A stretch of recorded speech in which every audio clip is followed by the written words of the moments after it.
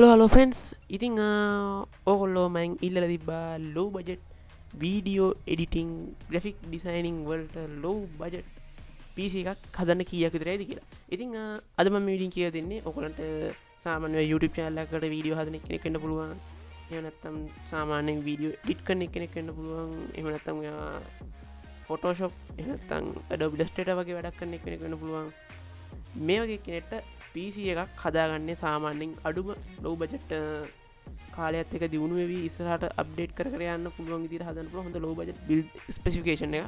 ඉතින් එහෙනම් වීඩියෝ පටන් ගමු. ඒ වගේම තමයි වීඩියෝ පටන් ගන්න කලින් කියනකොට මේ වීඩියෝ එක තියෙන අඩුපාඩු කනිවෙන් කමෙන්ට් කරන්න. වීඩියෝ එක බලන්න ඔයගොල්ලෝ දැන් ගොඩාක් කරුණු ඔයගොල්ලෝ දැනගන්න පුළුවන්. ඒ වගේම තමයි තම channel subscribe කරලා නැත්නම් subscribe කරලා සෙට් වෙන්න. ඉතින් පළවෙනි දේ තමයි tips අංක 1 ගොඩක් කට්ටිය මෙසේජ් කර අහන දෙයක් තමයි third gen. එහෙම නැත්නම් ඔයගොල්ලෝ දැකලා ඇති i5 3570 3470 වගේ CPU දාගත්ත කට්ටිය ගොඩක් අර GTX 1050 Ti ඊට පස්සේ GTX 1060 3GB ඔය වගේ ලොකු graphic cards මේ වගේ third gen වගේ ආපු ටික පරණ PC වලට සම්බන්ධ කරලාට පස්සේ කියනවා අයියේ මට මේකේ FPS drop වෙනවා කියනවා. ඊට පස්සේ සමහර කාරණේ shadow effect අවුල් වෙනවා කියන සමහර games දැම්මට පස්සේ graphic drivers update කරලා පස්සේ පිස්සු කෙලිනවා කියනවා. ඉතින් මේකට කාරණා කිහිපයක් තියෙනවා. ඊට කලින් මම මේ පිළිබඳ ලොකු වීඩියෝ එකක් කරලා දැම්ම channel එකේ. මොකද්ද මේ PCI lane වලින් graphic cards වලින් ඇති වෙන මේ bottleneck එකට අමතරව සිද්ධ වෙන තව දෙයක්. ඒක හින්දා මම ඔයගලන්ට කියන්නේ third gen build එකක් කරන එකකට නම් දෙන්න තියෙන හොඳම උපදේශය තමයි GTX 900 series එකකට එහා graphic cards දාන්න එපා. ඒ කියන්නේ GTX 900 model එකේ ඉඳන් ඉස්සරහට තියෙන graphic card දාන්නත් එපා. RX ගත්තොත් එimhe RX 400 model එකේ ඉඳන් RX 400 series එකේ ඉඳන් උඩ තියෙන cards 400 පස්සේ card දාන්නත් යන්න එපා. ඒ කියන්නේ RX 500 වගේ card දාන්න යන්න එපා. RX 400 වගේ card දාගත්තට කිසි අවුලක් නැහැ. ඉතින් වැඩ කතා නැතුව අපේ අද PC build quotation එකේ තියෙන දේවල් ටික සඳහන් කරමු. ඉතින් සාමාන්‍යයෙන් වෙනද පොලේ වීඩියෝ එඩිටින් ඔය පැත්තට ගියත් අනිත් දේවල් වලට ගියත් සාමාන්‍යයෙන් ගෙවන ගන්න සාධාරණ ස්පෙસિෆිකේෂන් දෙන CPU එකක් තමයි ඔයගොල්ලෝ දන්න විදිහට Core i5 3rd gen 3570 කියන්නේ ගොඩක් හොඳ CPU එකක්. ඉතින් ඒකට හේතුව තමයි මේකේ කර්ව්ස් 4ට අමතරව මේකේ බේස් ෆ්‍රීකවෙන්සි එක ඇහිලා තියෙනවා GHz 3.0 ඒකෙන්ද ගොඩක්ම හොඳයි. ඒකෙන් තමයි max memory එක 32 GB වෙනකන් support කරන හින්දා. ඉතින් on board graphic උනත් මේකේ කිසි ප්‍රශ්න නැතුව low budget build එකක් හදන එකට graphic card එකක් දාන්න සාලි නැත්නම් ඒත් on board graphic උනත් ඔයගොල්ලන්ට කාලයක් use කිරීමේ හැකියාව තියෙනවා මේකත් එක්ක. මේ වගේ CPU එකක් කරනවා ලංකාවේ ඇතුළත මිලින් ගත්තොත් රුපියල් 9000ක් විතර වෙනවා සාමාන්‍ය ලංකාවේ island wide ඔයගොල්ලන්ට හොයාගන්න පුළුවන් රුපියල් 9000ට අඩුවෙන් මේ වගේ CPU එක. ඉතින් අපි calculator එකට අපේ ගාණ add කරගමු. ඉතින් මේක වෙන්නේ නම් රුපියල් 9000ක් විතර වෙනවා ලංකාවේ මේ වෙද්දි. ඉතින් ඊට පස්සේ මේ වගේ එකට ගැලපෙන motherboard එක. ඉතින් කලින් build වල මම ඔයගොල්ලන්ට කියන H61 motherboard එක. හැබැයි මම මේකෙදි build use කරන්නේ B75 කියන එක මේ වගේ build එකකට මම recommend කරනවා. හේතු කීපයක් තියෙනවා. ඔයගොල්ලෝ දන්නවා ඇති අපි මේකෙදි use කරන SSD එකක්. SSD drive එක සම්බන්ධ වෙන්න අපිට අඩුම ඕනේ වෙනවා SATA 6GB port එකක්. මොකද SSD එක කොච්චර speed වුණාද දන්නේ අපේ SATA port එක slow එකක් නා. ඉතින් සාමාන්‍ය H61 motherboard එකට SATA 6GB port එකක් එන්නේ නැහැ. එන්න SATA 3GB ports. ඉතින් මේ B75 motherboard එකක් ගන්න හේපදාන කාරණේ තමයි මේකට අපිට සම්බන්ධ වෙන්නේ SATA 6GB ports. ඉතින් ඔයාලට පේනවා ඇති ඉතින් motherboard එක අතින් ගත්තොත් මේකේ RAM port 4ක් තියෙනවා. ඒක තමයි අපිට තනි single graphic card එක සම්බන්ධ කරන්න පුළුවන්. ඒකට තමයි PCI Express X4 port එක තමයි PCI X1 port එකත් අපිට මේකදී හම්බ වෙනවා. ඉතින් ඒක තමයි debug LED එකක් තියෙන මේ Asus board එකේ න. ඉතින් මේ board එක ලංකාවෙන් ගත්තොත් මේකේ RAM port 4ක් තියෙන B75M model එකක් එහෙම ගත්තොත් එහෙම සාමාන්‍යයෙන් මේ model එක ලංකාවේ මේ වෙද්දි රුපියල් එකක් වෙන රුපියල් 9000 8500 ගානකට යනවා. ඉතින් ඔකට B75 එකට යන්න පුළුවන් C7C එකට යනවා. ඉතින් ඔය පුළුවන් නම් B75 එකේ තියෙනවා M එක B75M එක තියෙනවා B75F කියලා එකක් තියෙනවා. තව ලොකු එකක් එනවා graphic card දෙක ගන්න එකක්. ඉතින් මේක චුට්ටක් ගන්න වැඩි. ඉතින් මේක චුට්ටක් ගන්න අඩුයි. මේක සාමාන්‍ය රුපියල් 8500 විතර මේ board එක. හරි. ඒතකොට 10500ක් ගිහින් තියෙනවා අපේ මේ විදි CPU එකයි motherboard එක. ඉතින් අපි බලමු අපේ RAM එක කීයක් විතර නැද්ද. ඉතින් ඔයගොල්ලන්ට පුළුවන් තනි 8GB RAM එකක් මේකට සම්බන්ධ කරන්න. හැබැයි ඉතින් 8GB RAM එකක් සාමාන්‍ය වීඩියෝ එඩිට් කරන එකට බොහොම මදි.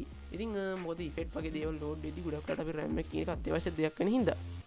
ඉතින් වීඩියෝ එඩිටර් කෙනෙක් විදිහට ඔයාලට ප්‍රාථමිකව ඉතින් මුලින්ම 8GB RAM ගහලා පස්සේ කාලයත් එක්ක ඔයාගේ වැඩවලට මදි වෙද්දි ඔයාලට හිමීට RAM එක අප්ඩේට් කරන්න පුළුවන් ඔයාලට ඕනි ගන්නට. ඉතින් මම නම් කියන්නේ ගොඩක් වෙලාට GB 12ක වගේ RAM ධාරිතාවයක් තියා ගන්නවා නම් ගොඩක්ම හොඳයි වීඩියෝ එඩිටින් වලට යනවා නම් ඒක හින්දා GB 12ක් වගේ RAM එකක් තිබ්බොත් සාමාන්‍ය ඔයගොල්ලෝ වැඩක් කරගන්න පුළුවන් 16GB වලටම ගියොත් එහෙනම් සමහරවිට අපේ බජට් එක චුට්ටක් වැඩි වෙන හින්දා හරි ඒක කෙසේ වෙතත් අපි බලමු 8GB RAM මේ විදිහට ලංකාවේ තුල 6500 7000ක් වගේ මුදලක් එනවා. ඉතින් 6500 7000 මුදලක් වෙන හින්දා අපි 7000 RAM දෙකක් එකතු කරගමු මේකට. හරි ඉතින් ෆ්‍රෙන්ඩ්ස් අපි මේකට පට් ගාලා 7000 RAM දෙකක් දාගත්තොත් 31500ක් ගින් තියෙන මේ වෙද්දි අපේ කෝටේෂන් එකේ මේන් කිට් එකට. ඉතින් ඊට අමතරව අපිට දැන් මේ විදිහ ඔන්න ග්‍රැෆික් කාඩ් එකක්, හાર્ඩ් ඩ්‍රයිව් එකක්, SSD එකක්, කේසින් එකක් සහ පවර් සප්ලයි එකක්. ඉතින් ওই දේවල් එක අපේ ග්‍රැෆික් කාඩ් එක වෙන්නේ ඔයාලට පේනවා ඇති ගොඩක් GTX 760 යූස් කරන එක නම් ඉතින් අමුතුවෙන් කියන දෙයක් නැහැ. MSI Twin Force 2Y graphic card එක ගැන නොදන්න එක නැතුව ඇති. ඉතින් GTX 760ක යූස් කරන එක නේනම්. ඉතින් පොඩි විස්තර ටිකක් කරලා ඉන්න මම පෞද්ගලිකව මේ MSI Twin Force 2i කියන ග්‍රැෆික් මොඩල් එකට කැමති. මේකේ කූලින් එක ඉතින් ගත්තා මාරම ක්වොලිටි කූලින් එකක් ඉන්නේ. මේකේ කොපර් මේක නෙමෙයි ඉන්නේ කොපර් පයිප්ස් නෙමෙයි ඉන්නේ ඔයාලට ඇලුමිනියම් පයිප්ස් එන්නේ. ඒකෙන් හින්දා මේක කූලින් එක ඉතින් ගොඩක් ඩියුරබිලිටි කාඩ් එකක් මල බැඳීම අතිනු ලේසියෙන් මල බැඳින්න නැති කාඩ් එකක්. මොකද මේකේ තියෙන්නේ aluminium heat sync. Heat sync එකේ බට ඇවිල්ලා ඇලුමිනියම් බට තියෙන්නේ. ඕක දැකලා ඇති.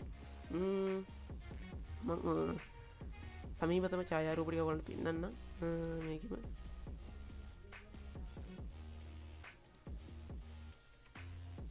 MSI දෙන්නේ යාළුවනේ